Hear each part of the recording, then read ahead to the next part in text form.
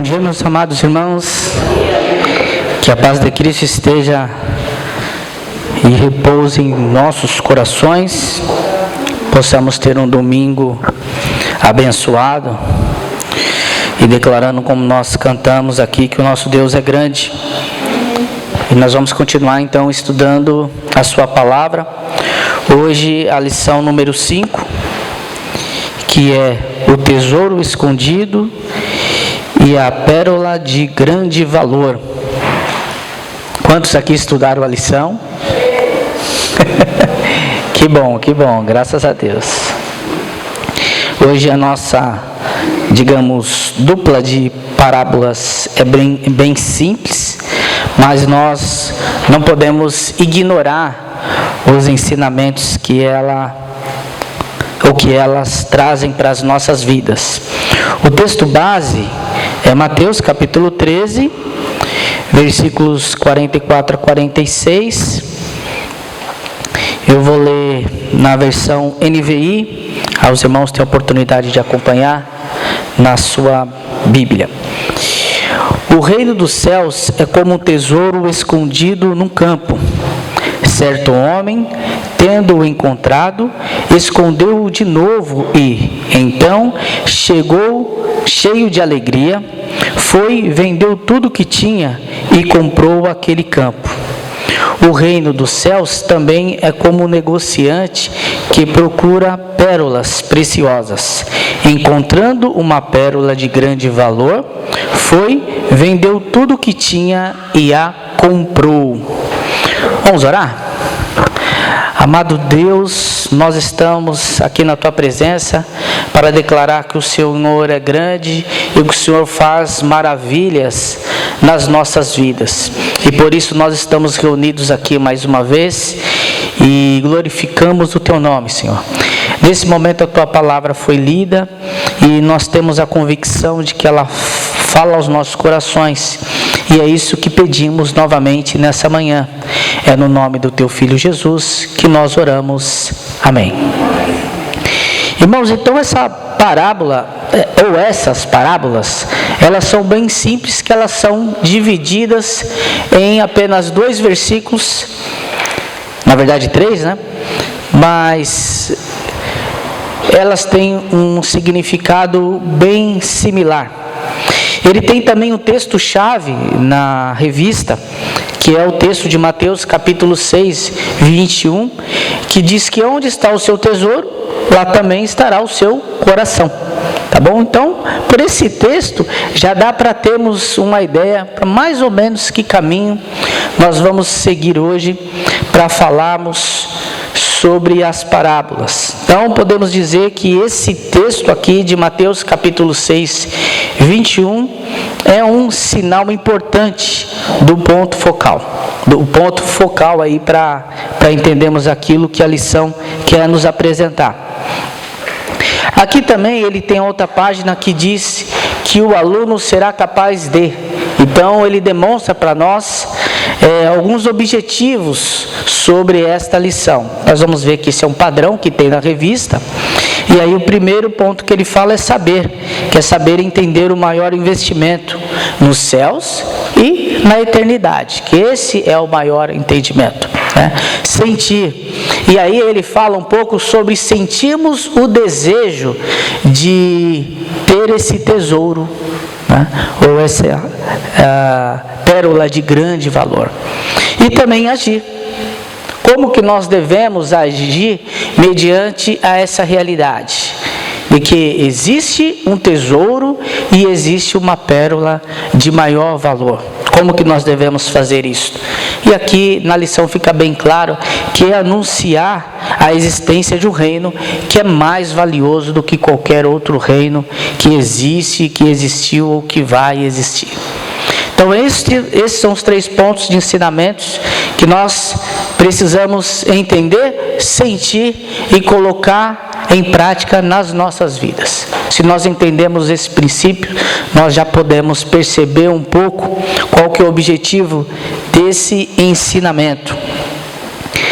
E é interessante perceber logo no primeiro versículo que ele fala sobre um tesouro escondido. E aí, claro, a nossa linha, nós sabemos muito bem, nós já estudamos aqui do que são as parábolas.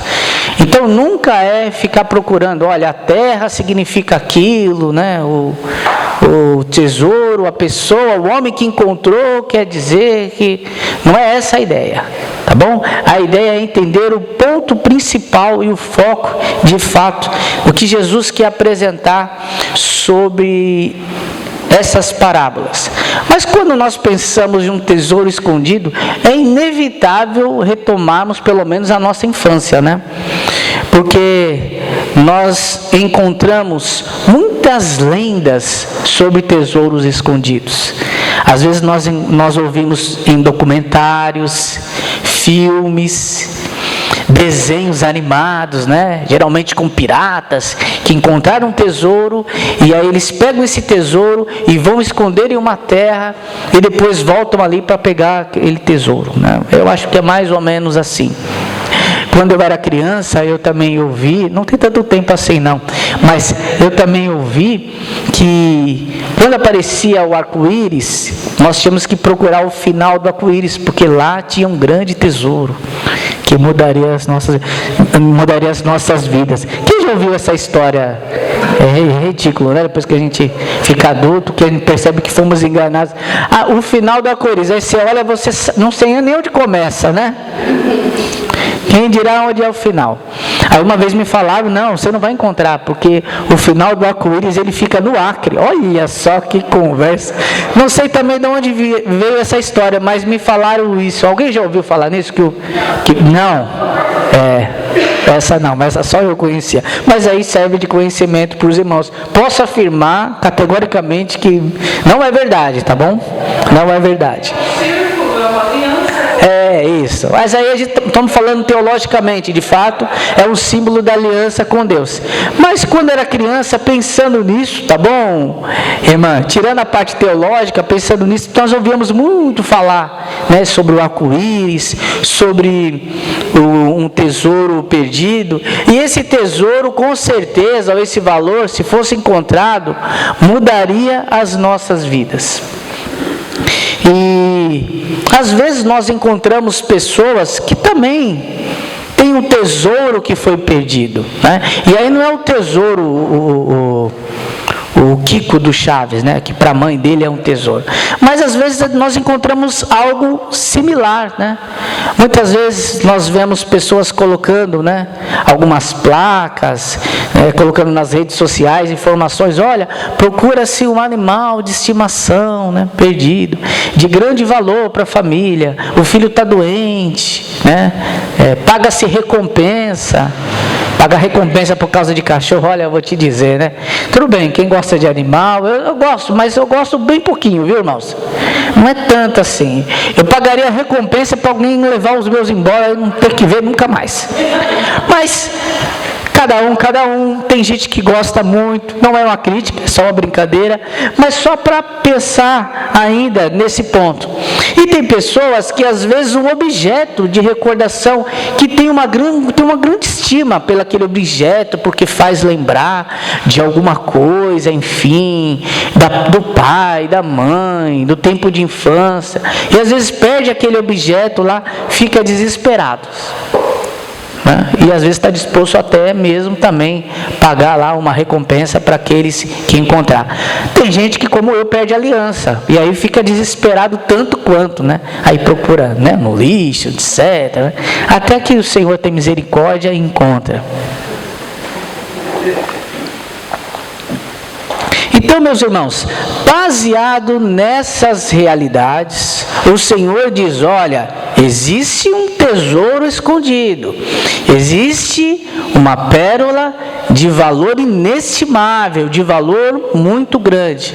E é sobre isso que essas duas parábolas falam, e é baseado nesse ponto que vamos estudar.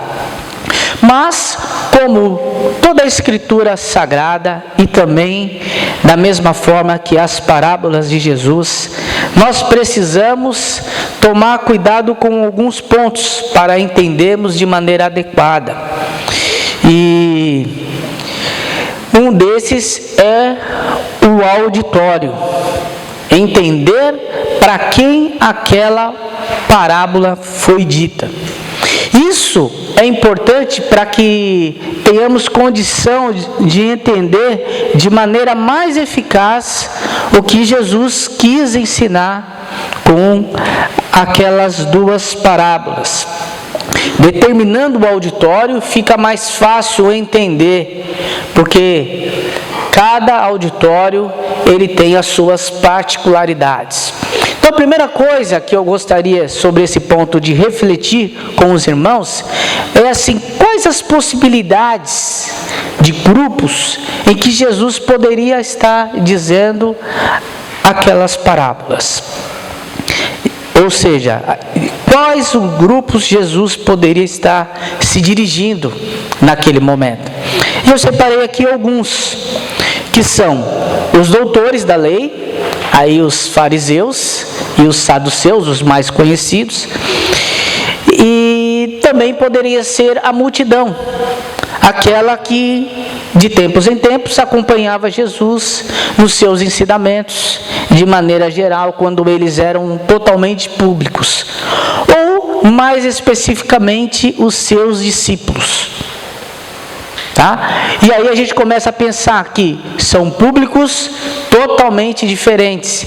E aí Jesus, por meio da sua sabedoria, ele obviamente, para ensinar esses públicos diferentes, ele utiliza didáticas diferentes. Nós precisamos lembrar que os doutores da lei eram judeus estudiosos, que alguns deles eram sacerdotes, dentro dos seus segmentos, copistas, eram homens que eram dedicados ao estudo da Torá, era um grupo considerado um grupo separado, religiosos separados. Então, é um tipo de público. Agora, existia também a multidão, que nós falamos, que é um outro tipo de público. Essa multidão são demais pessoas que dentro de um conhecimento religioso, pelo menos religioso, eram pessoas mais simples. Então não tinham o mesmo viés e nem o mesmo senso crítico de religião que aqueles homens separados e religiosos judeus. E o terceiro público, os discípulos de Jesus. E o diferencial dos discípulos de Jesus é que esses eram homens escolhidos pelo próprio Jesus para dar continuidade ao seu ministério. Então percebe que são públicos bem diferentes. Agora, assim, para quem estudou a lição, está vendo que eu estou explicando tudo isso, mas já sabe de cor que Jesus estava falando para os seus discípulos. Tá bom? Então, essas duas palavras foram dedicadas aos seus discípulos. E aqui, ele mostra os aspectos de intimidade que tinha entre Jesus e os seus discípulos por conta desses ensinamentos. Esses ensinamentos eram ensinamentos importantes para aquele público, porque de antemão Jesus antecipou aos seus discípulos a existência de um tesouro inestimável, que estava escondido e que precisava ser revelado, e que na verdade Jesus estava revelando para aquele grupo de irmãos. E Jesus falar especificamente para aquele grupo, nós precisamos entender que estava dentro do propósito deles. Isso não significa que Jesus estava excluindo a multidão ou excluindo os religiosos da possibilidade de ter o conhecimento de quem ele era. Mas, naquele momento, considerando que ele escolheu principalmente 12 homens que dariam prosseguimento ao seu evangelho, ele decidiu, de maneira particular, revelar àqueles homens sobre a existência daquele tesouro e daquela pérola de grande valor. Assim, aqueles homens, de certa forma, seriam melhor preparados para entender a missão, e assim que Jesus cumprisse todo o que precisava aqui de maneira terrena, eles tivessem condições de assumir e dar o próximo passo, que é o anúncio do Evangelho de Jesus Cristo. E aí, claro, já não existiria mais segredo algum. Mas naquele momento, por questões didáticas e por entender ser melhor, Jesus, não tinha ninguém mais sábio que ele, usou a estratégia de falar sobre este grande valor escondido aos seus discípulos. E isso acabou se tornando um segredo mais profundo sobre quem era Deus, porque ali os seus discípulos foram capazes de entender a realidade do Evangelho. E é importante nós ressaltarmos também o que o apóstolo Paulo escreve em 1 Coríntios capítulo 2, versículo 12 ao 14, em que resumo ele diz que o homem natural ele não pode compreender as coisas do Espírito de Deus, porque lhe parecem loucura. Pois as coisas que são espirituais, elas devem ser entendidas espiritualmente. Então, na realidade, Jesus, então, ele estava preparando aqueles homens para que, por meio da fé deles e do testemunho que seria dado pela morte e ressurreição de Jesus, as outras pessoas pudessem ter condição de aceitar o Evangelho. Imagine os doutores da lei recebendo uma mensagem dessa. Nós sabemos que quando Jesus se revelou como Filho de Deus, mais ou menos o que aconteceu. A perseguição foi mais intensa, Jesus foi acusado de blasfêmia e assim foi entregue para morrer.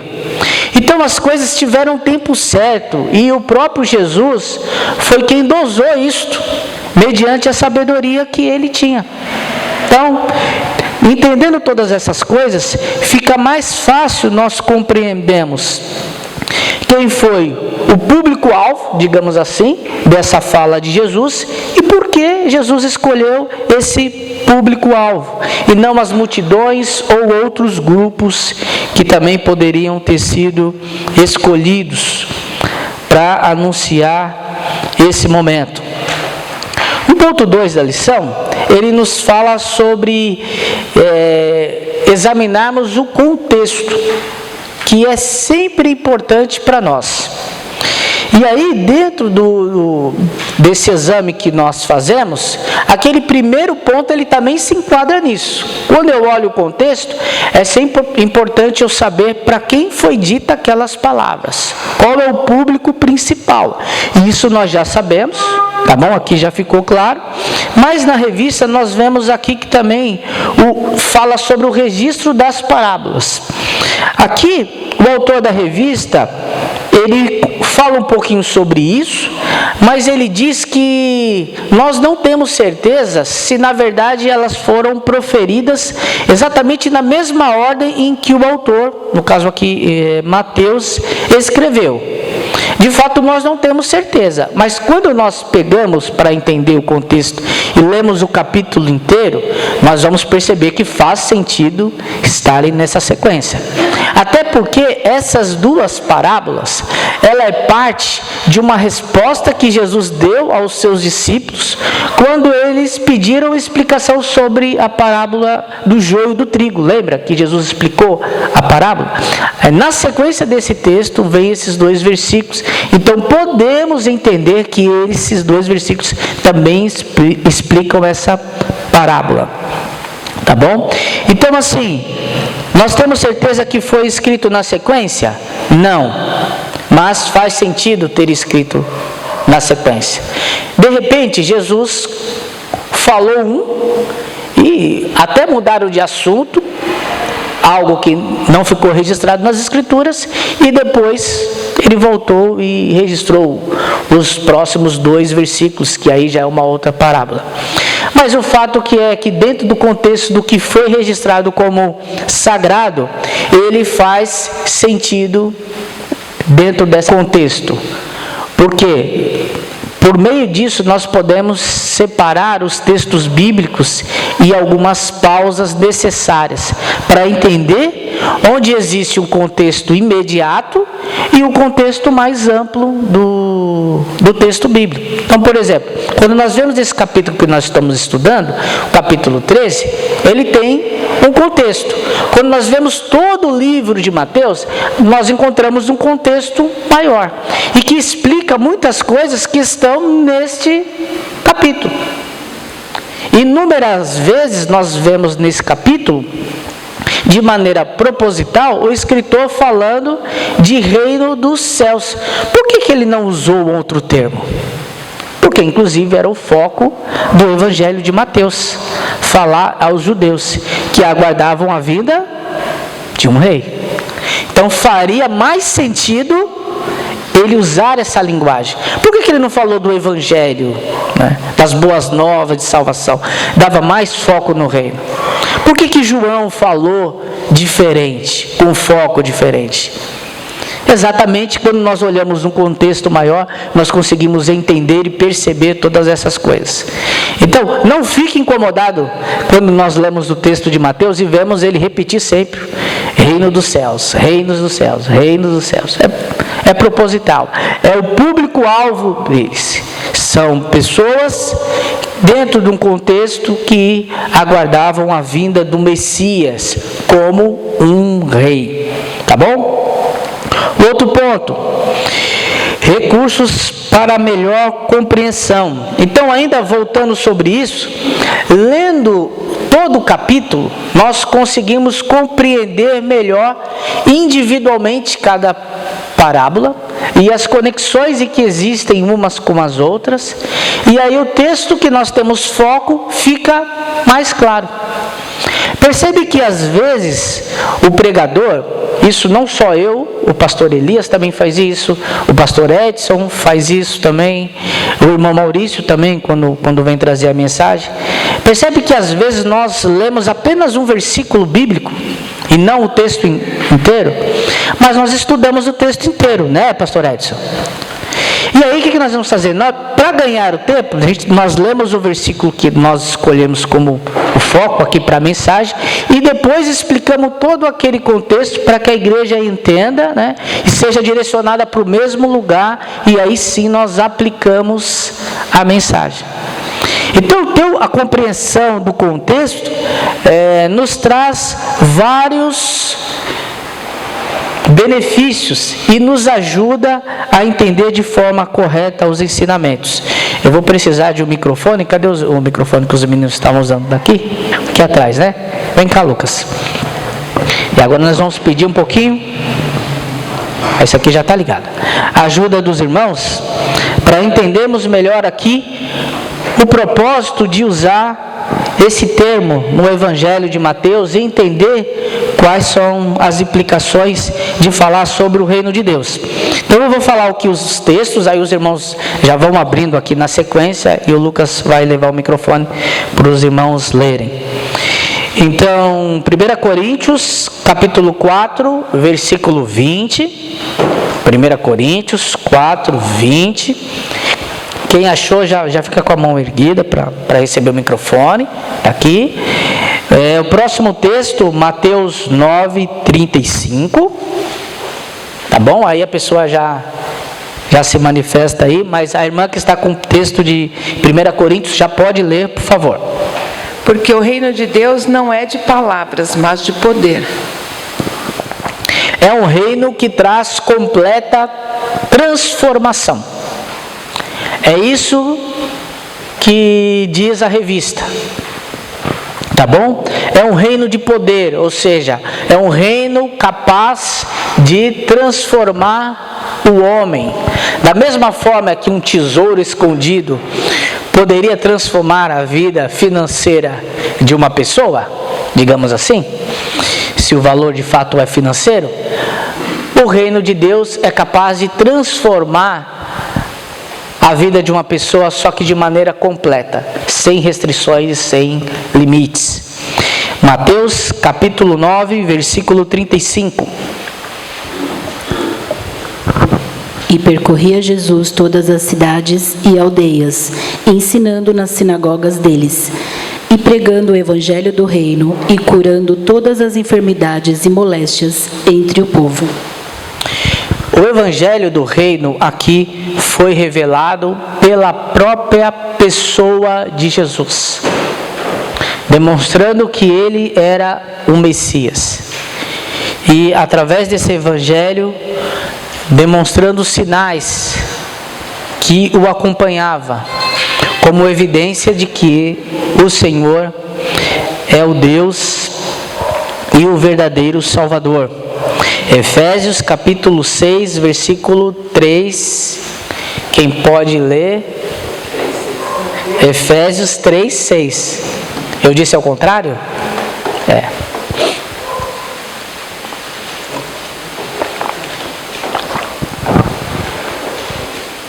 Isto é, que os gentios são co-herdeiros, membros do mesmo corpo e coparticipantes da promessa em Cristo Jesus por meio do Evangelho. Então precisava ficar bem claro que não apenas os judeus, mas os gentios também tinham direito a esse reino dos céus. Por quê? Nele não existia mais fronteiras. Ele é um reino que foi anunciado para todo aquele que crê, conforme nós encontramos em João 3,16. Todo aquele que crê pode ter a vida eterna, pode receber o reino. Então é um reino que para os judeus aparentemente era limitado, mas eles tiveram a revelação de que esse reino agora foi estendido.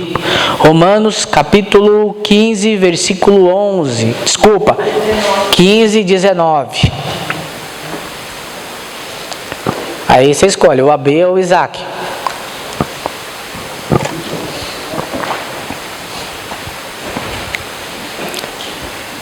Pelo poder dos sinais e prodígios, na virtude do Espírito de Deus, de maneira que, desde Jerusalém e arredores até o Ilírico, tenho pregado o Evangelho de Jesus Cristo. O Evangelho de Jesus Cristo, então anunciado, ele é capaz de transformar vidas e corações. Essa era a importância do Evangelho do Reino, do anúncio do Evangelho do Reino aqui proferido em todo o Evangelho de Mateus. O outro tópico que nós temos aqui é uma conversa em particular entre Jesus e os seus 12. É uma espécie de mentoria. Jesus disponibilizou para os seus discípulos um outro tipo de ensinamento do que ele disponibilizava para as multidões. Então aqueles foram homens privilegiados. Obviamente que também tem um ônus disso, e nós sabemos qual foi o fim deles. Mas de fato nós não podemos negar que foram homens privilegiados. Bom, quem é pedagogo, quem entende alguma coisa, sabe que faz diferença. Você dá uma aula particular, uma aula para um grupo de pessoas, ou uma aula para 100 pessoas. A didática, a maneira de aplicar, é totalmente diferente. Aqui Jesus ele separa esses 12, então esses 12 recebem orientações bem particulares e específicas do próprio mestre para continuar o evangelho. Alguns eram meio atrapalhados? Sim, de fato, como nós também somos. Mas Deus sabe de todas as coisas e eles obtiveram êxitos, porque o evangelho chegou a nós. Então nós não temos dúvidas nenhuma sobre a estratégia e a didática de Jesus, e que de fato valeu. Então, percebendo isso, nós podemos entender aqui que as coisas que o nosso Senhor Jesus fez, as coisas não foram por acaso. Ele fez tudo da melhor forma possível. E isso é mais o motivo que nós temos para glorificar a Deus. Quando nós vamos contratar uma aula, seja qual for, se você vai fazer em grupo, ele tem um preço. Se você quer uma aula individual, você vai perceber que... Por quê? essa diferença de grupo, obviamente, vai modificar também a qualidade do ensinamento. E isso fica aí então bem claro. E aí outro tópico destacados na revista é edificar a peça dentro da peça das parábolas. Então ele apresenta aqui para nós em termos de algumas perguntas. A primeira pergunta: qual que é o tema principal das parábolas? Então, para você que leu a revista, também não há segredos quanto a isso, porque fica bem claro que o tema principal é o reino de Deus, mas como eu disse, é a linguagem que Mateus usa. Poderia também ser o evangelho da graça, poderia também ser a salvação que nós recebemos em Jesus Cristo, porque no final das contas, o propósito ele é o mesmo. Tinha o público destinado, que esse é o evangelho do reino, que era então para os judeus, mas nós sabemos que, independente do que está escrito na parábola, nós temos que sempre focar esse ponto, que é o evangelho do reino de Deus. Então, se eu tiver que fazer um sermão sobre essas parábolas, ou sobre uma das duas, eu tenho que levar isso em consideração. Eu tenho que ter isso como ponto central. Então, eu posso falar de outras coisas? Pode, mas o principal objetivo, para eu não fugir do assunto, é lembrar que tem um ponto principal e que esse tema principal é o reino dos céus. E outro ponto que também está claro para nós, mas a revista também lança essa pergunta, é quem proferiu essas parábolas. E aqui nós sabemos que foi o próprio Senhor Jesus Cristo. Ah, pastor, mas isso é fácil. É fácil nesse texto. É algo que é importantíssimo, porque imagina você ler um texto bíblico e você não conseguir entender, ao menos quem escreveu. Como que você vai compreender ele como um todo? Fica difícil. E às vezes é difícil entender, sim. E nós temos, inclusive, algumas Bíblias e que costuma deixar em destaque as falas de Jesus para ficar claro nos evangelhos. Então, ela geralmente fica destacada em vermelho. Há Bíblias de estudos, inclusive, que usam esse método. A Bíblia de Thompson, eu tenho a Bíblia de Thompson em casa há muito tempo. Está lá, tudo que Jesus falou, ele está destacado lá em vermelho, para ajudar a gente, inclusive, nessa interpretação. Então, é algo que parece ser até simples, mas se nós não identificarmos quem escreveu, ou quem falou, né, que na verdade quem escreveu não foi Jesus, mas quem falou, né, e o que disse, para quem disse, e muitas vezes a gente perde a essência do conteúdo. Então, é algo que às vezes está fácil, às vezes nem tanto, mas é sempre importante nós sabermos.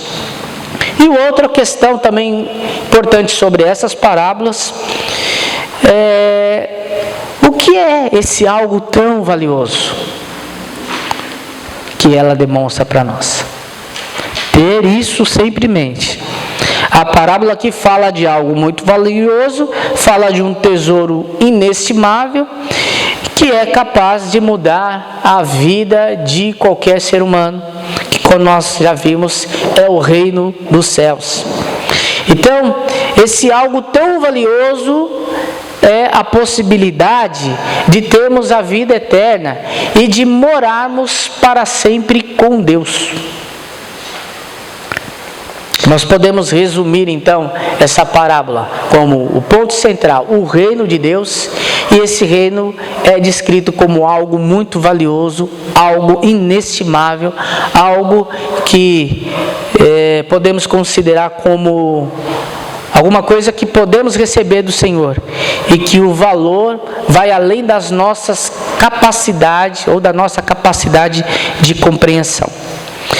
E na realidade é uma das reflexões que a revista traz, que para nós não faz muito sentido, porque nós já temos um entendimento teológico, mas é uma pergunta que nós podemos lançar para a sociedade, né? Que é a pergunta assim, o que você daria de valor né? O que você estaria disponível a dar para obter esse reino dos céus? Porque dependendo do amor que você tem por essa vida, você não cederia nada.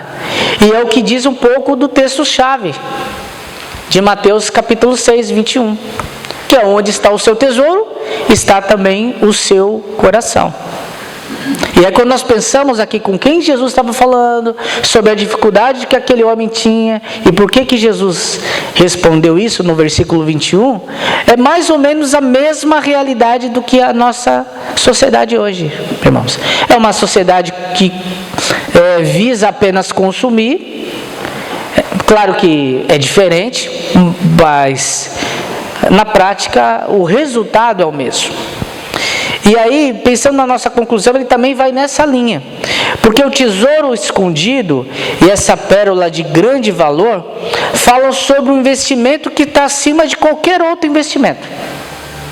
Ele fala de um investimento que é através da salvação recebida em Jesus Cristo.